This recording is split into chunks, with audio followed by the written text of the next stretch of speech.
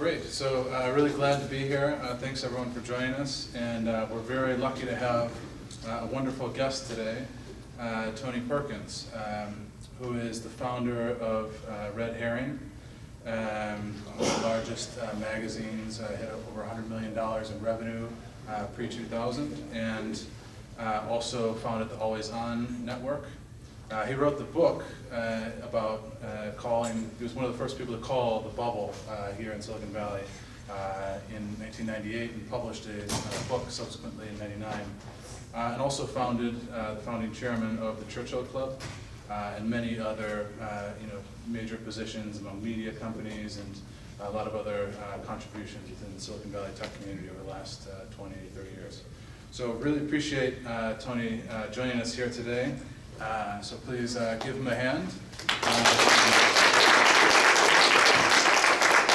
Great to hear about what you're up to these days, and hear some updates and any latest perspectives you have on Silicon Valley, and we can get into more. Sure. Well, thank you for having me. I've been called a lot of things, but not wonderful, so I appreciate that. Wonderful is a good thing. You're wonderful too, Martin. Okay, so where do I start? I guess I just grew up here, so that gives me a unique perspective, I think. And maybe I'll just say one, I think, really important thing, and that is that I really couldn't live anywhere else in the world. I was recently back in Long Island, where the hedge fund managers play golf or whatever, and they're all like dressed, in pink polo shirts with their collars flipped up, and loafers with tassels, and it's quite creepy. I'm like, God, it's like 1980s, I expected Ronald Reagan to come on the television. But obviously we don't have that here, as evidenced by the people in this room. I mean, it's just amazing how people come from all over. I met this young lady here. She came from New Hampshire recently.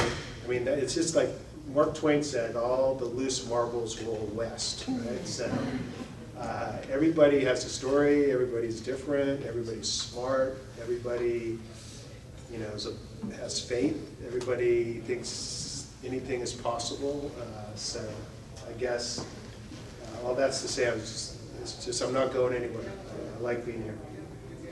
Great. So maybe you can just tell us a little bit about Sunrise and Alchemist. You've been developing, you've been running major media organizations. You've done some of the largest. Could you speak up? It's tough to hear you. You've been running some of the largest media organizations, very well-renowned lists, and so forth. Maybe you could share a little bit more with us about Sunrise and also the sister company, Alchemist. Sure. Gee, all my favorite subjects, so I'll try to be brief. I think Steve Jobs said an interesting thing when he gave that Stanford speech about, as you go through life, you can look back and see how you can connect the dots, right? How this thing led to another thing. Actually, this event led me to re-engage with Martin, and Martin and I are going to do some pretty big things together. I would predict that right now. And when I came here tonight, I didn't know that was going to happen, but that's kind of on my mind, so you heard it here first. But the point being is that you set out, I wanted, quite immodestly, to be governor of California. That's what I wanted to. I was going to be a lawyer. Thank God that never happened. I was Jerry Brown's student campaign manager when he was first governor, and he was going out with Linda Ronstadt, and those were fun days. But as I connect the dots, what I really realize is, it's almost like, we're in a spiritual place here, so I'll just say, God has a plan, and it's like in retrospect, was the home kid that was supposed to build community through the different things that I've done.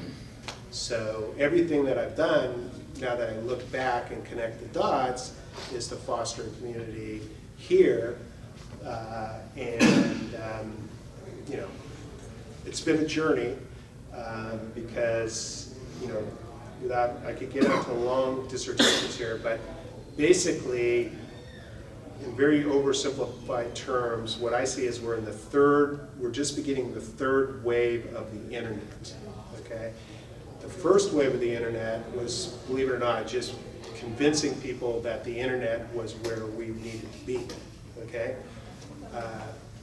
So I will tell you my internet moment, because it is a very interesting story, and that was, I was introducing a gentleman named Jim Clark, who was the founder of, he was a Stanford professor. He founded a company called Silicon Graphics, which were computers that did really intensive engineering applications. And he was trying, along with a bunch of people, to build the information superhighway in the early 90s, because people forget, but the original idea for a personal network was going to be two-way cable over our set-top boxes on our television sets. Okay, and that's when we were thinking about it. We were thinking about, oh, what could we do if we were all connected? And that was a good time. But he had tried to do it for 4 years with Time Warner Cable as his partner. His company, Silicon Graphics, was going to be the back end, right? Going to be the proprietary infrastructure that was going to connect everybody. And he woke up one day and he says, this is not going to work. It's just too expensive. And he said, so I'm introducing him at Stanford Business School, and he stands up in 1993 and he says, I have bad news and I have good news. The bad news is that information highway thing, that ain't gonna work, because I've been trying and we can't get the set-top box below $200, you know, and the infrastructure's too ridiculous. He goes, but the good news is I met this 21-year-old kid who was sitting in the aisle named Mark Andreessen, who taught me, the last 3 months, taught me everything that I know about the internet, because did you know there's already 2 million people on the internet? He goes, so the information highway exists. It's called the internet. And everybody's like, like that. So spin forward, okay? So why am I telling you that? I forget. I want you to ask the next question. Oh, okay. Yeah, I think it's a good example. Maybe you have other examples of, like, even the formation of your own entities in Red Herring or Always On, about how community kind of fostering of relationships led to some exciting companies. Maybe you know, companies that you saw some of their early days and some of their formulations. You had some stories about that would be great. Okay. I might as well just tell stories, because that's more fun. Okay, so one of the most important things that I learned as a young man about Silicon Valley came out of the mouth of a guy named Michael Moritz, who is from Wales, and he went on to be, he was a Time magazine reporter who had actually wrote one of the original books on Apple Computer, much to the chagrin of Steve Jobs. And he later went on to be a partner at Sequoia Capital, and from that position he gave Yahoo, which I'll tell you a story about Yahoo, their first money, their first $1 million, okay, and he later gave Google their first $5 million, and he was on Google's board forever, and I think he still is today. And he said, who you know, what you know, and when you know it is the currency of the Silicon Valley. Okay? So that's where the value is. That's why this is the place to be, because you're learning everything for the first time. Here, it's fresh. It was Jim Clark saying the internet is going to be the information highway. I mean, that was the most valuable piece of content that I've ever heard in my life as a journalist, right? So I think that, you know, that is something to understand, and this is a whole other thesis which I won't get into, but why Silicon Valley is consolidating power, and all this idea that there's going to be this Silicon Valley over here, and China, and this and that, and whatever,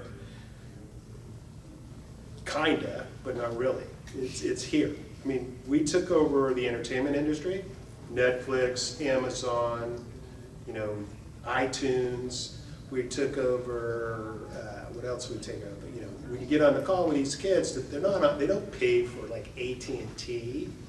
They're on WhatsApp, Facebook Messenger, Snap, Skype, okay. FinTech, I mean, we're going to put all the banks out of business. They're projecting that banks today will only do like 20% of what they, in 10 years will only do about 20% of what they do.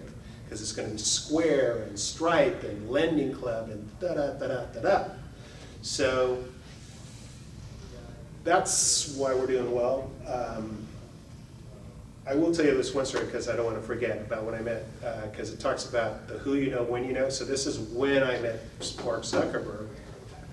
So Peter Thiel, who's the famous guy, who's the only one who in Silicon Valley to admit that he actually voted for Donald Trump. I know 60% of you did too, but you're just too embarrassed. But he was my intern. He founded PayPal and became a billionaire. And he said, hey, will you do me a favor and go talk to this kid who's done this thing called the Facebook? And he had just given Mark Zuckerberg $500,000, and Mark was out in Silicon Valley because he was smart, and he knew this is the place to be, and he had what, Harvard and Cornell on his network at the time, and he was in a rental, and he was only going to be here for the summer, right? And so I went over there, and he's sitting at the dining room table with two other guys, and they're coding, and there's a big sign behind him that says, that on butcher paper, and it says, get shit done. And I looked at him, I go, that kid is going to be successful. Because once you figure out something, then you got to get shit done. So it's the people who get shit done are the guys that win. So, you know, I can tell you a lot of stories about a lot of people go, oh, I thought about that idea. Oh, I thought about that idea a long time ago, but they didn't get shit done. So no matter what you got to do, you got to get shit done. So Martin's going to help you get some shit done, right, Martin? Right. So yeah, those are some good stories, and so maybe those were some of the origination. Those are the originals. Yeah, some of the kind of early stories of some companies that we now know to be successful. And I like the points that you're touching on about industry, some of the effects that Silicon Valley and some of the other software companies have really had about making an impact and really changing the dynamics within those industries. Over the next 5 years, do you have any thoughts on some of the companies that maybe people aren't thinking about, or even other kind of areas within industry that are going to have significant disruptions that people maybe aren't expecting? Right now, we've got 5 of the largest companies in the world are technology companies.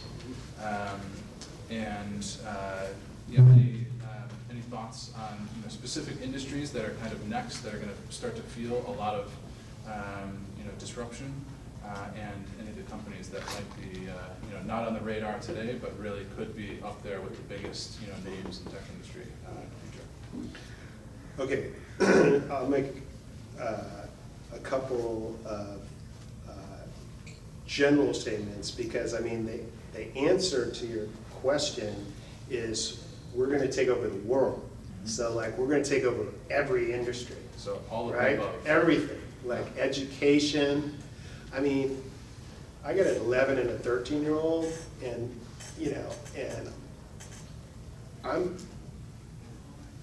it's nuts thinking about how competitive it is, all these stupid test scores that mean nothing, and how much colleges cost. I mean, we got more teen suicides in the Mid-Peninsula than any place on the planet.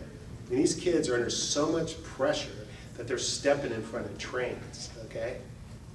All right? It's just wrong, okay? And that pressure and the cost of education and all that stuff, that is not sustainable, okay? I'll give you an example. There's a lot of smart people in this room. A lot of you probably went to great universities. This is a question I asked everybody that's gone to a great university. How many professors did you have at Princeton or wherever you went that changed your life? Okay? The average answer is 1. okay? So what the heck are they paying for, okay? What they're paying for is to go, they have a curated group of kids that come under one brand, and they meet, like Silicon Valley, they get to meet a lot of really cool, interesting people that become a network for them that they can enjoy for the rest of their life. So I'm not saying it's not good, but they're not going there because they're like in love with learning and being transformed intellectually, because it's just not happening, okay? This is where that happens, not at Princeton, okay? And so that means that whole system is ripe to be blown up. So I could go into the healthcare industry. I mean, why do you go to a doctor? You go to a doctor to be diagnosed. Well, you go to a heart specialist, all they know about is your heart. Okay, we're gonna have testing that are gonna look at your entire human ecosystem and tell you actually what's really wrong with you, okay? And you're not gonna need to go to, you know, there's gonna be downward pressure, I think, on normal doctors. I'm a son of a doctor. So, you know, I have nothing against them, I just think that's reality. So we're gonna take over everything, but I think there's two themes if you're an entrepreneur, okay? One, whatever you're doing, Ed Williams of Twitter once told me, and this is something that I apply when I look at any startup, and that is, if you want to build $1 billion company, find something, ideally, that everybody already does, okay? Because you're not going to get a bunch of people to do something that they don't already do. That's really a hard thing to do. And use the internet and make it 1,000 times more efficient, cheaper, or more fun, okay? So let's take a look at like Uber. You know, Uber, before you go, oh, I gotta find a taxi, then you gotta pull out your wallet, and then you got this, and you don't know where the guy's coming from, and it's a beat up old yellow car, and they don't speak English, and you know, whatever. And now you just get Uber. So that is now a multi-billion-dollar company. So it wasn't something that people didn't do, it's just something that did a lot better. And I met Uber when they only had 50 limousines. But I could tell that the user interface was so cool. Like you could see where the car was coming and how close they were, and they'd call you, and and you rated them, and they were rated, and it's a completely different experience. So that's one principle. The second is, and it's a longer discussion, but I'll keep it really brief. First wave of the internet was putting everybody on the internet. So if you think 2 million people in '93, couple billion today, that was quite an achievement. The second wave of the internet was about the socialization, so that's SaaS platforms, you know, putting stuff in the cloud, making it accessible, the collaborative economy, social networking. It was the socialization. It created into a two-way thing, which, by the way, killed the media business, which I've been recovering from for the last 10 years. And then, and now we're on the third wave. And what I think the third wave is that the first two waves created what I call infobesity, okay? It put shitloads of information on the internet, overwhelms us with that stuff, and we're just kind of like, whoa, and that's a bad thing. And then when you put in Internet of Things, they're projecting, IBM has a study that says that in like 5 years, the amount of information that will go on that's being captured by cameras and dishwashers and refrigerators is going to double the amount of information on the internet, you know, every 13 months. Okay, so I see the third wave of the internet is about artificial intelligence, big data analytics, filtering and curating that data, turning the infobesity epidemic, which is a overwhelming thing, into a positive, because when you have that much access to that great of information and curating it, organizing it, and making it, giving people perspectives and value, like, you know, I was saying, in the healthcare area, it's a big data analysis of the person, okay, which is going to curate all your information and then tell you, you know, what you're going to watch out for. So I think that's the third wave. So generally speaking, at least as it comes to the internet, pick what people already do and apply artificial intelligence and curation technologies to come up with services and things that will help people, you know, get a lot of value that they don't have today doing what they already do. that makes sense.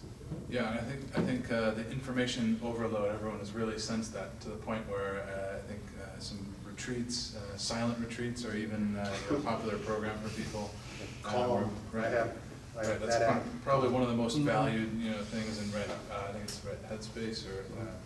So great. So what about any specific companies or predictions? You do the Alchemist does the top 250 companies every year, and so maybe you could share a little bit about that list and any companies that you've seen that maybe are starting out, maybe they're based in Silicon Valley or even elsewhere. That you think are really exciting, but maybe they're a little bit early and people haven't heard about them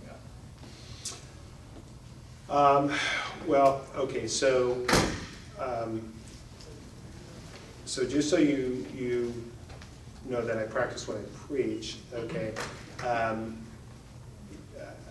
Martin has mentioned Alchemist, which you can see as kind of a stake in the ground card holder at alchemist.io, which is my media brand, which Martin's going to help me turn into a great thing. But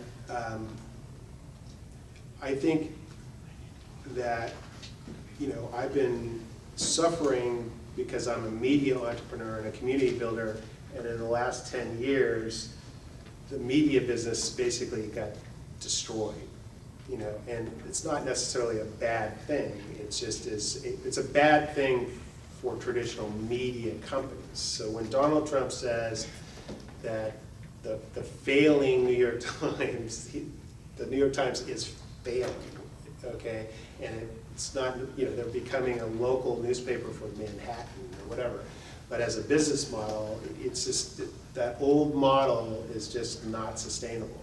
Okay, even Ed Williams, who started Medium, which is a very novel concept, is still operating under old media businesses, and he just had to lay off 60% of his staff. Okay, so that old model is not working. So what I believe in practice, what I preach, is to take all the lessons of the first way of the internet and look to the third way of the internet and do hand curation media. So we have building a team to read all the great publications, the Harvard Business Review, the Economist, or whatever, and it sounds kind of chicken shit, but we're just going to take the best stories and hand curate them like Drudge does, Martin's favorite brand, which has like 5 guys that just hand pick 30 stories a day. They rewrite the headlines. They obviously have a filter, which is a kind of a conservative, populist view on the news, which was very well timed for the Trump boom, and they get 1.5 billion views a month. So they got 5 cowboy hick deplorables, no, just kidding, that are hand-picking news, and they're getting 1.5 billion. So Martin and I are going to work together to be the Drudge, but without the politics. We'll have sections like follow the money and entrepreneurial management and the cutting edge and really cool features and stuff like that. Hand curate them. We're going to own the second page, summarize it, but then create an open forum for global entrepreneurs all over the world to debate the issues, of which will be ranked either brilliant or rubbish. And they will be, over time, build reputations, and we'll have a social network on the back end, which will be more of a modern LinkedIn, which is going to be driven by 2 word clouds. 50 ways you tag yourself in very clever ways that talk about who you are as a professional. You might be a bean counter, a corporate ladder climber, or a marketing whiz, or a risk taker, or an entrepreneur, or whatever.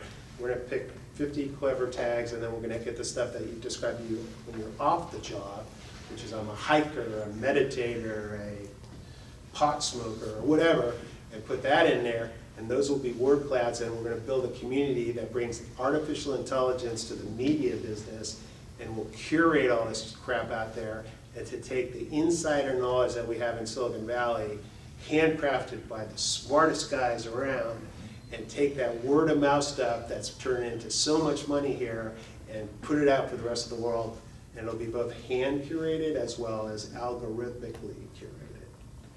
So that's what Alchemist does. So I've been focusing on that, and and part of that is as a matter of discipline. I've always done the red herring, always on, and now the Alchemist top 250 companies, which are the private companies. And I should say under the always on brand, we had picked 1,500 companies in 12 years and 44% exited. So I should have been a hedge fund guy. I would have been sitting here, I would have been long gone because I would have made so much money. But since I'm a journalist, I don't like to be corrupt. But anyway, this time, my last chapter, I'm going to say fuck it and put the money in the deal. But then we'll have the 200 companies to watch, which at that next generation. So stay tuned, and then I'll give you all sorts of companies. Wow, so yeah, that sounds amazing. It's an amazing vision. So now it's just time to, next step is to get the shit done, I guess. Yeah, let's get shit done. A lot of shit to do. I hope I have it in me. But yeah, it sounds. You're going to help me. Yeah, it sounds. Actually, he does the Drudge right now. He's figured out WordPress has a called WordPress Drudge, right. which is ridiculous. But you can go to Silicon Coffee, right, and get a. And he does. He's still doing it by RSS feeds, but it's headline driven. Right. So Right. there's, we're gonna me, bro. Synchronicity. We're gonna make it happen. I believe in this. This stuff. The power of community. This, you draw those dots, man. So I You like. never predict when those dots are going to be drawn together. You pointed out that you've been kind of a media community magnate here in Silicon Valley, really just seeing it all from a lot of different angles, right? Yes. You're hearing founders, you're hearing their inside stories, you're hearing from investors, just a super connector in many ways, and just getting a lot of different data points. And so, as part of that kind of that kind of intake and input that you've had, maybe you can provide some kind of advice of some of the things that you've seen from founders, since we've got a lot of entrepreneurs in the audience. Just any kind of thoughts or advice about, especially in this kind of third wave here in Silicon Valley, which is kind of in parallel with these technology developments. But for a founder these days, what are some of the things that could help them as they're building their business, as they're engaging with investors, especially if they're based here or even if they're from outside Silicon Valley? How can they tap into and really kind of use their time most wisely and efficiently to really access some of the great pieces of Silicon Valley so they can help to support and build and grow their own businesses? Well, they'll have to sign up for Alchemist, which is number one. I think I've covered my core themes. I mean, I think that what I say, and then Martin touched on another brand I've actually been building for the last 6 months called Sunrise Silicon Valley, which is kind of a virtual club that covers the San Francisco Bay Area. It is invitation only for entrepreneurs and investors, and we come together. We're very fledgling, but we come together to have cultural types of events, and then we also, some of you are probably from Sunrise that I invited to come speak here, so we're curating other events and inviting our members to those events, and then we'll be producing our own, which we call innovation salons. So they'll be highly interactive. I feel like I'm actually bored with stages and talking heads, and at least I'm not giving a keynote now. I'm into this thing called dialogue versus monologue. In fact, in terms of giving advice or just giving perspective, I'd love to hear from any entrepreneurs, and if anybody want to ask me a question about what I think about anything in particular from what I see. Yes, sir. Mark Zuckerberg said about 18 months ago that he thought that 95% of content on Facebook would be streaming live video. I personally don't think that is the case, but do you have any comment on that, especially in the light of what you're saying about the value of such things as Drudge and what you're planning to do? And Americans, recognizing Americans don't read, or most Americans don't read. Okay, well, let's just do a little survey. So if you all read a post, like Yahoo Sports or whatever, CNN, and they have a video version of it or the written version, how many people watch the video? Okay, how many people read? Videos are time. Okay. This is not America. Let's face Okay, it. no, I understand, but I mean, oh, does that mean we can read? No, it sounds like this is a. Sound a little bit like Hillary Clinton. No. But that being said, okay, here's another answer to your question. How many people watch, of the video that you watch, how many of you read more on-demand video, okay, versus live broadcast? So who watches more on-demand video? Okay, so I think it was 2015 or maybe it was 16 was the first time that people actually, that flipped, that people were watching more on-demand video. Okay, so if you look at my son, he doesn't watch, he only watches YouTube, right? And YouTube does a shitty job. It's really a missed opportunity, but they do create his channel for him. Yeah. So, you know, it has some artificial intelligence in there. It just, in my mind, it could be done a lot better, okay? But, you know, boom, that's what, you know, so I think, you know, in that sense, I think that's what's happening with video. But I think statistically, they say that you can still read faster. I would bet that most of you read it because it's easier and faster to watch in the video. So that's a hard thing to compete with. Probably avoid the ad too. Yep. So anybody other, yes? Yeah. What do you think about censoring in general with the news going on and like the whole fake news thing? The whole thing. Wow. I mean, fake news like CNN and. Well, like with Facebook, you know, filtering out what they consider fake news. Yeah, I mean, you know, I mean, now you're dipping into my journalism brain here, but I think, you know, again, I think the whole mission of Alchemist is going to be because, you know, like, let's take like political coverage. I can't even watch it anymore, okay? Because I live in a world where the only thing that matters is getting shit done, right? And what matters in government is, you know, like, where are we going with this stuff? Like, I don't care about this tweet and this conspiracy and all this stuff that has nothing to do, it's all like reality TV and news organizations competing at the lowest garbage level for, you know, for attention and eyeballs, okay?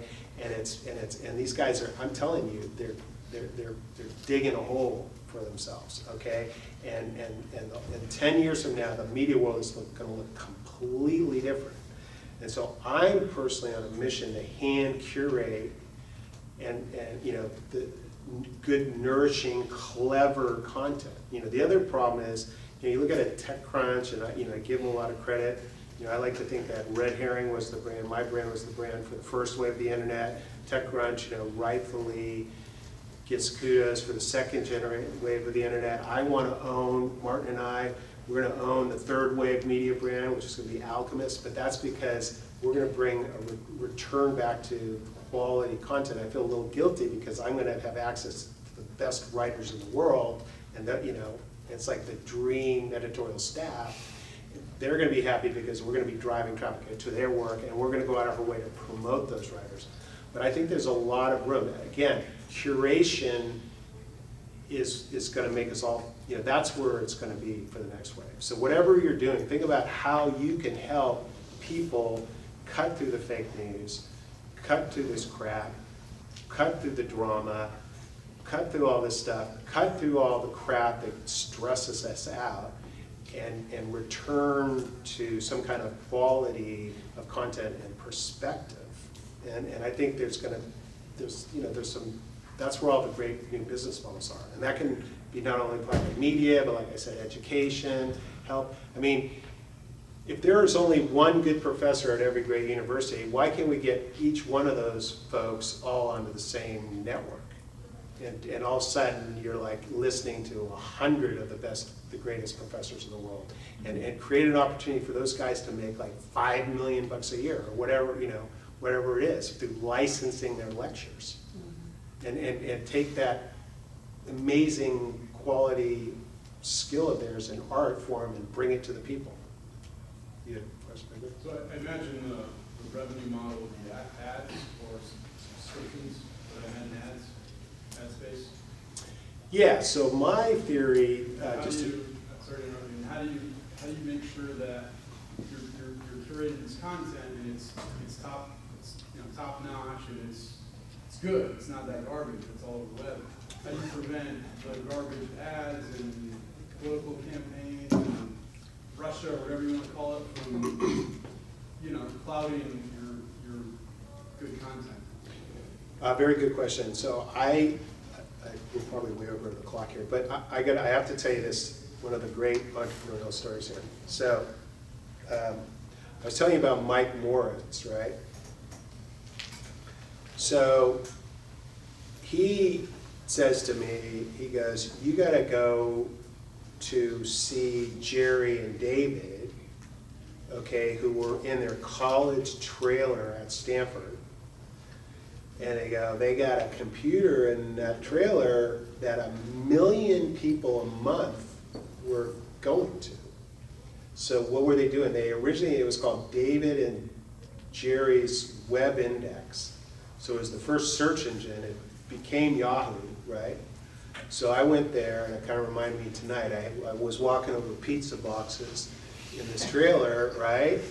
And what happened is David Philo would stand up for 12 hours, and he would just go on the web and index it, right? And then go to bed, and then Jerry would wake up, and then, because Vinod Khosla gave him a Sun workstation, because Vinod was running Sun, or I don't know if he was still there, but founded Sun, so he just gave them a Sun thing, and they were on that, and that's how Yahoo was founded. And Michael Moritz gave him $1 million, but I go, well, how are they going to do this, and what is this about, which is your question. And he goes, I don't know, but anything that 1 million people, would they go into that trailer, there's got to be a business there. So they moved out of the trailer. I had him come speak at one of my events, and on stage, I asked them, how are you going to make money? And so Mike Moritz says, well, we'll probably sell subscriptions. And then Jerry Yang says, oh, I'm sorry, Mr. Moritz, but we're never going to sell subscriptions, okay?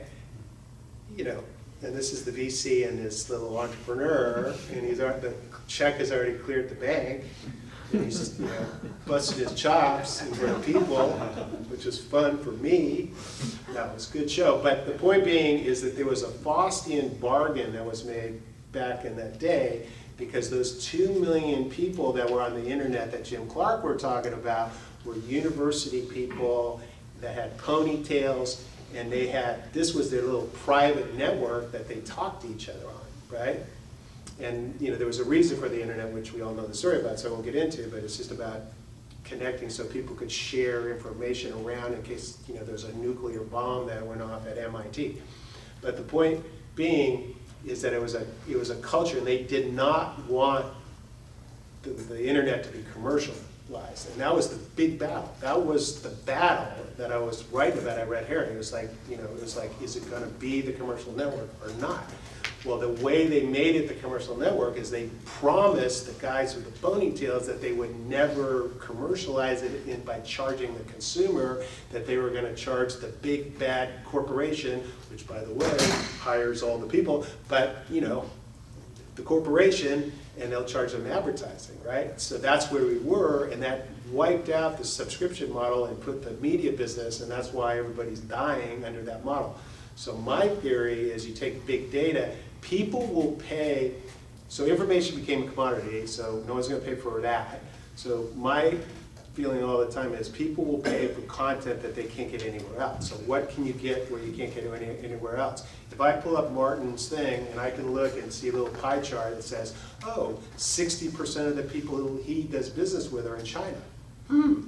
he's really connected in China. Oh, 45% of the things he reads about is IoT. Oh, okay, so he's an IoT guy. Oh, here are, 5 guys that are investors in IoT that he knows. Oh, that's interesting. So, oh, this is his word cloud on how he sees himself, which I can't see that on LinkedIn. That's what people will pay for. So ours is a freemium model, which says you pay for more search and filtering power. So the more granular you want to get to matchmake yourself, the more analytics views that you can get, so you can extend, the information you can learn about people, companies, and investors. Okay, and the more power you have to communicate to people that you don't know. So it's kind of like a LinkedIn model. Yeah, so LinkedIn, which I think is a piece of crap and ugly, is designed by committee, but they did figure out the model and they built a $25 billion company and they're charging a lot of money and people just have to have it because it's the only thing, that offers that right now. I heard a little conflict in a couple of your responses, so I'm just curious on your further thoughts.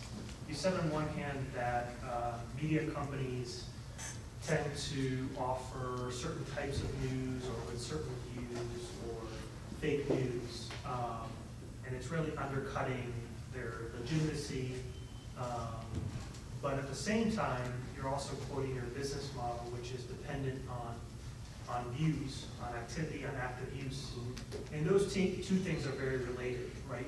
The reason why Fox News and MSNBC is so popular and have such strong and consistent audiences is because they offer views that people are comfortable with, right? There are things that are polarized in some way, not valuing good or bad, but they're polarized to certain audiences, and people like hearing what they like hearing. And it sounds like that's sort of what you're trying to do, right? You're saying the person who works with Chinese customers or well, they're McDonald's and I want to be Whole Foods. Sorry? They're McDonald's and I want to be Whole Foods. Yeah, exactly, Whole right? Foods is out of So business. in a way, it seems like you're curating content in a way that is offering a polarized, view for particular people based on their own views.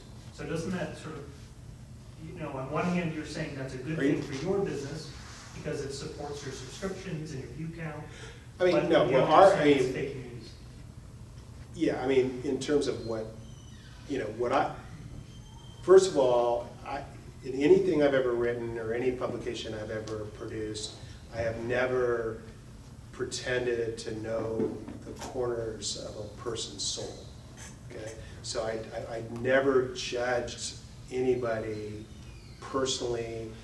I never pretended that I understood why people do certain things, okay? We're the land of algorithms. I'm happy to stick to the facts and to the math, okay? So in my particular beat, it's capturing what Michael Moore says, who you know, what you know, and when you know it. Like, pick the smartest business ideas, the smartest entrepreneurial advice, the smartest, highlight the coolest companies and the coolest, and what I think are the smartest business models, and get the right math and have an opinion about research, and do all that stuff that helps entrepreneurs and helps professionals educate themselves, introduce them to people. I call this do you remember Maslow's hierarchy of Needs. what? Needs. Needs. Okay, I call this the Alchemist hierarchy of professional needs. Okay, so what do you have to do if you have like a 20-some kid that's coming out of college? They need to educate themselves constantly about what they're passionate about. They need to then look in the market and try to identify people that would be good for them to know and do, whether it's informational interviews or whatever. Try to connect with them and then maintain those relationships and try to stay in front of that network, and that circle goes around and around and around your entire professional life. So that's getting back to the Ev Williams. See, I listen to my own entrepreneurial advice here, or the one that I pick up, and do what people already do, which is everybody's working to develop their career, and try to create an environment that's accelerating that cycle and making it more efficient, so people are learning about things that they would have never learned about, meeting people that they would have never thought that they would ever know, and giving them opportunities to comment and broadcast and post and showcase who they are and pop up on other people's pages. So, that's my strategy. I was just saying, and even TechCrunch did this to a certain degree, because if your whole model is driven by eyeballs, okay, then, unfortunately the temptation is to be snarky. But it is like McDonald's. It's like that Big Mac might taste good going down, but after you eat it, you're like, oh man, I shouldn't have done that, right? Because it doesn't feel good to participate in that kind of content. To the gentleman's point earlier about sort of Americans, right, and our styles, right? I guess users here don't typically look first probably to educate themselves. They look first to be entertained, right? Which is why they look. Which is for the legitimate. smaller things. So are you hoping to target a subset of Americans that's focused on that professional enhancement, or are you looking more to change user behavior, right? Are you looking to say you as users should not be going to these polar areas? You should be going to this central area which we verified and curated and is good for you. Which of those two? Okay, you're cracking the black box here, which is a good thing. You're a very smart man. So there's a lot of things to say, but I'll just, a couple of important points. Like one, and this gets into brand building, but I have a very strong opinion that in an ideal world, you create a brand that personifies the idealized version of how your target market would like to see themselves. Okay? So I have never used Windows in my life. Okay, I've been an Apple cult member. I met Steve Jobs when I was 12 years old. But, because he was able to, the whole think different, like I am different. That's how I see myself. So first of all, notice when I say, I always say the most clever and nourishing content. We're going to go out and because clever, that's the entertainment part. Okay, first of all, people are going to be entertained if smart people are going to be entertained by smart stuff. But we're going to rewrite every headline. Okay, we're going to do it to help you perhaps better understand what that end content is. But by making that headline into the club style, that is how we bring out our personality. Okay. The stories that we choose. There's going to be a lot of features that aren't about technology business, but that's really just really smart, cool, interesting stuff that we think our idealized version of our membership will like. So the entertainment part, which you brought up, is very important. Will we inspire and people, if we're successful, we hopefully inspire the media world to say, hey, look, you don't have to do all this, backfighting and nitpicking and gossip and whatever to be successful. That's a good, if I can do that, I'm happy about it. But, I'm literally done with political news because I was feeling very, we're all going mental. Seriously, we're all going mental, right? And it's just not healthy. So, okay, I think maybe we'll just ask one more and then I'll be, yeah, go ahead. So the third wave is the whole concept of artificial intelligence and machine learning, right? That Google's been doing it for some time now, and a lot of other companies are starting to pick up on it. Do you see that being more a breakaway where new businesses are emerging from this artificial intelligence and machine learning, or existing businesses are modifying the way they do business today to kind of emerge into that third wave? Okay, I think, I think the fundamental concept I'm trying to make here, point is it's about curation, and that can take on a lot of different forms, okay? So the whole collaborative economy, where, hey, I have I have this spare room, or I have a cottage in my backyard, and before I couldn't monetize it, but now I can go to Airbnb and match it and make money. Or I have, I'm a aspiring rock star, but I only play gigs a third of my life, and I got all this other free time, but I need to keep a flexible schedule, so I'll drive Uber in between the cracks. That's the math. Even, I won't ask this survey, but how many of us have met our wives or girlfriends or whatever in, online dating? I mean, online dating, back when, it could have been helpful to me, it was like embarrassing, like you would never admit, that you were that lame that you had to go online to find something. So that is on that level, and then it's going to take, like I said, in terms of just looking at big data, like I've seen companies, there's one really cool one called Predicta.io that basically, has a bunch of eggheads, and they went out on the entire internet and completely changed Red Bull's understanding of who they are, right? By saying, okay, you may think you're this, but when I add up all the words on the entire web that people say about Red Bull, you're actually that, right? And you can get, incredibly powerful information that you've never been able to get before. So, I think it's, like Ev Williams, another Ev Williams quote from Twitter, but basically he just said, oh, we thought the internet was just going to be this amazing thing, but at the end of the day, it's just one big efficiency machine. So I think that's what it really comes down to. It's just taking that whole efficiency element to the next level in just a million different ways. So my closing statement would be, it's a great time to be an entrepreneur, because I just think, it's a great time to put something out, but you got to get shit done. I mean, you can't dream, you got to act. And acting is more important than dreaming. All right, and it was great to have you here today, Tony. So thank you very much.